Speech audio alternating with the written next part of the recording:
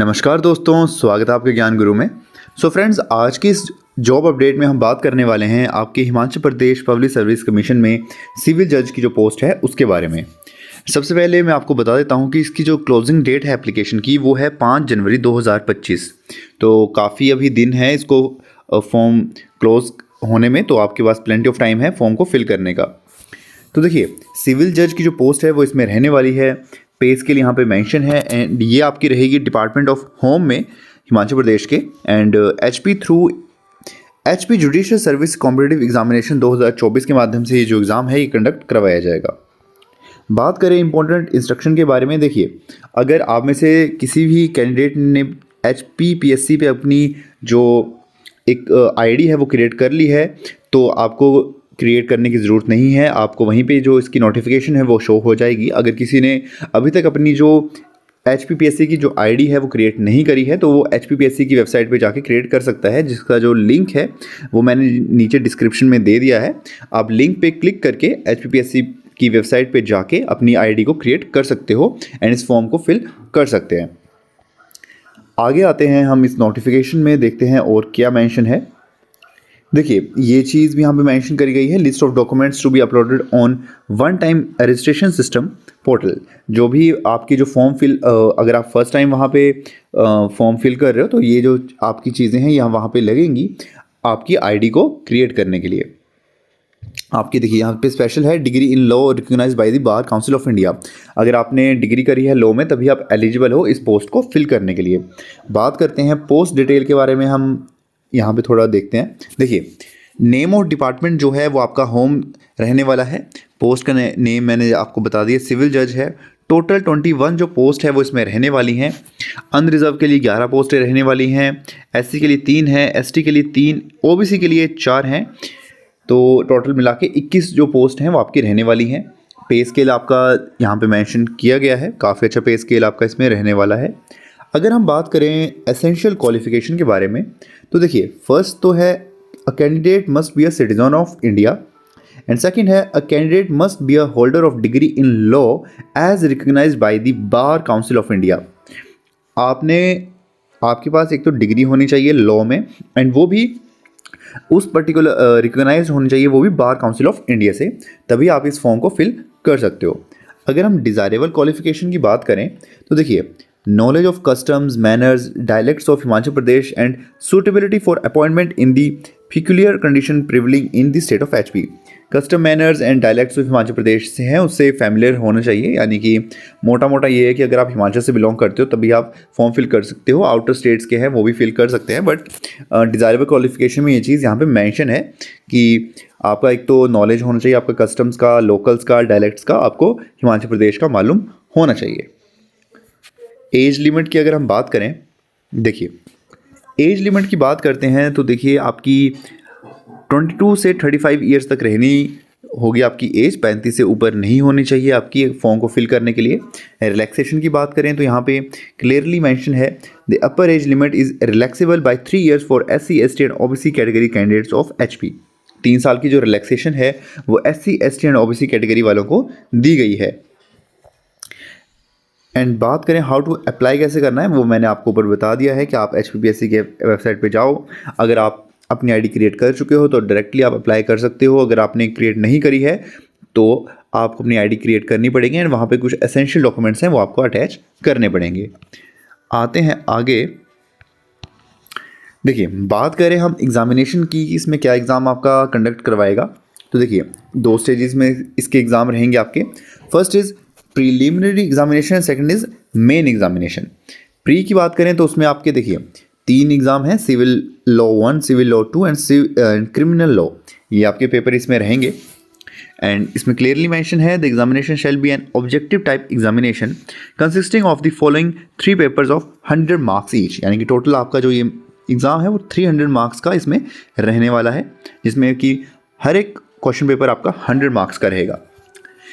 Each paper shall be of 1 hour duration, यानी कि total 3 hours के आपके जो आपका सारा एग्जाम है वो रहेगा। And each paper shall consist of 50 objective type multiple choice question with 2 marks for each question. The examination in all the 3 paper shall be held on the same day.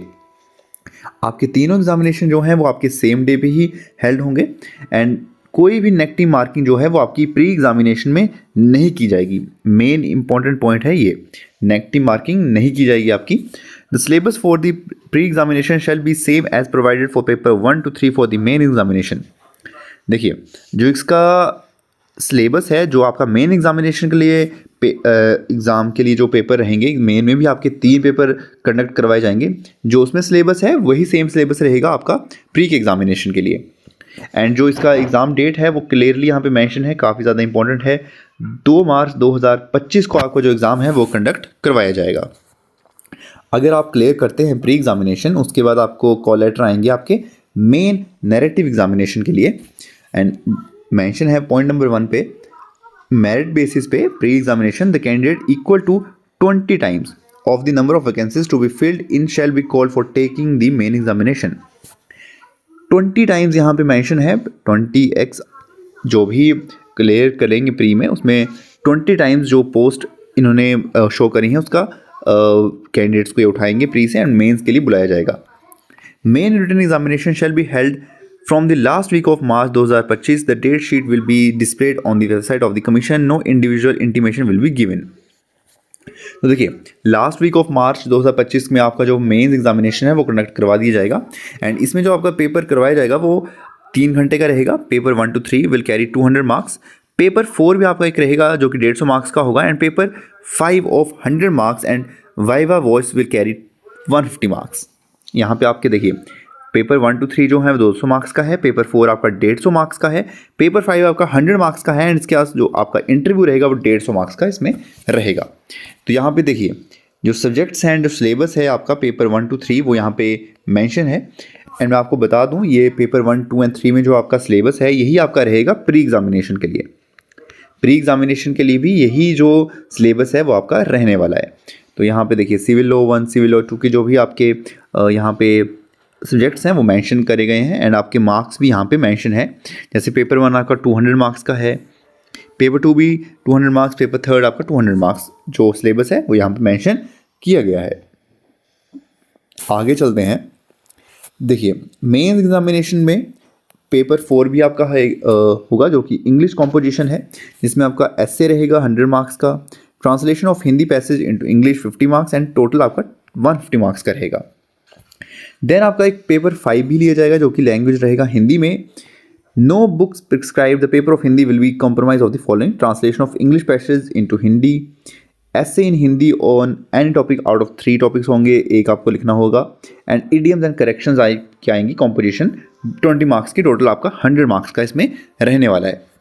देखिए यहाँ पे एक इंपॉर्टेंट चीज़ है, no candidate shall be credited with any marks in any paper in main examination unless he obtained at least 40 marks in that paper, except Hindi language paper in which candidate should obtain at least 33%। जो आपका हिंदी का exam है उसमें आपको at least 33% जो है वो marks लेके आने होंगे। देखिए 40% जो यहाँ पे क्राइटेरिया है एटलीस्ट, मतलब इससे पहले के जो एग्जामिनेशन है पेपर 4 तक आपको एटलीस्ट 40% जो मार्क्स हैं वो लेके आने ही रहेंगे आपको। देन बात करें वाइवा वॉइस की, तो इसमें देखिए 150 मार्क्स का इसमें आपका रहेगा। मेंशन है यहाँ पे 3 पॉइंट्स में, जो कैंडिडेट्स हैं जो कि क्वालिफाई करेंगे आपका main written examination for each vacancy 3 candidates shall be called for viva voce strictly in order of merit obtain in the written examination. Written examination की मेरिट की बेसिस पे आपको वाइवा वॉइस के लिए बुलाया जाएगा। The candidates will be required to appear at such place as may be fixed by the commission. For viva voce test the maximum marks for the shall B 150 marks रहेंगे। The marks obtained in the Viva voice will be added to the marks obtained in the main written examination for purpose of selection of the candidates। आपके ये marks जो हैं वो आपके main examination में add on होंगे। Then आपका appointment order to be selected candidates will be issued by the government रहेगा। Candidate shall also be required to obtain at least 45% of the marks allocated for the viva voice, failing which he shall be deemed to have not qualified for the competitive examination. इसका 45% marks जो है वो आपको लेके आना रहेगा, तभी आप एलिजिबल रहेंगे इसको पास करने के लिए। देन आगे वही जनरल इंस्ट्रक्शन दी हुई हैं, इसको मैं इसकी जो PDF है वो मैं अपने टेलीग्राम चैनल पे आपको दे दूंगा, वहाँ पे आप जाके इसको रीड कर सकते हो आराम से, कोई इशू नहीं है। एंड आई होप आपको आज की जो जॉब अपडेट है ये पसंद आई होगी। अगर आप अप्लाई करना चाहते हो, इसको अप्लाई करने का जो लिंक है वो मैंने नीचे डिस्क्रिप्शन में दे दिया है, आप ज़रूर से क्लिक करो। आप डायरेक्टली रीडायरेक्ट हो जाओगे HPPSC की वेबसाइट पे। अगर आपकी आईडी क्रिएट है तो आप डायरेक्टली अप्लाई कर सकते हो। अगर आपकी आईडी क्रिएट नहीं है तो आप पहले अपनी आईडी क्रिएट करो, अपने एसेंशियल डॉक्यूमेंट्स जो हैं वो वहाँ पे अटैच करो एंड देन अप्लाई करो।